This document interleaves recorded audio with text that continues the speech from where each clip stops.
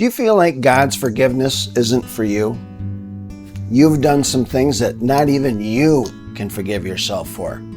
How could you ask God, or anybody else for that matter, to forgive you?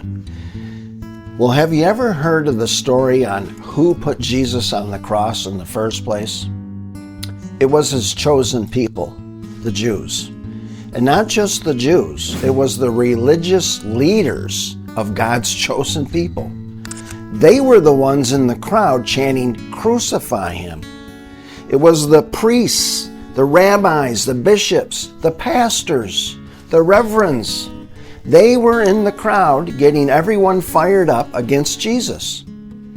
Pontius Pilate actually didn't want anything to do with this. He said, "I don't find any fault in this man.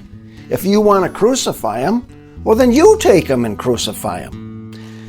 And he said, if we're going to crucify anybody, we'll crucify Barabbas. He's a murderer.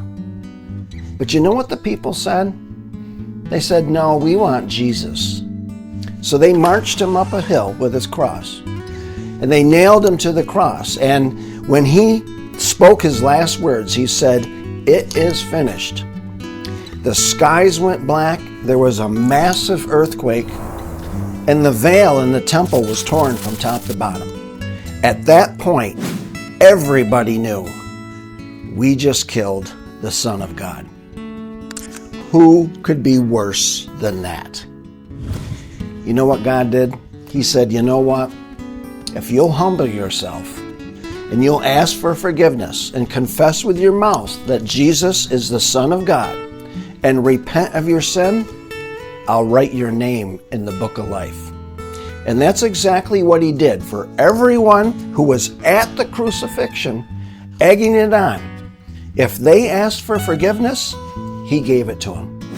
So you're exactly who God's forgiveness is for.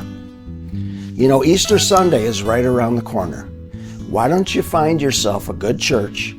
They're probably going to have an altar call on Easter Sunday.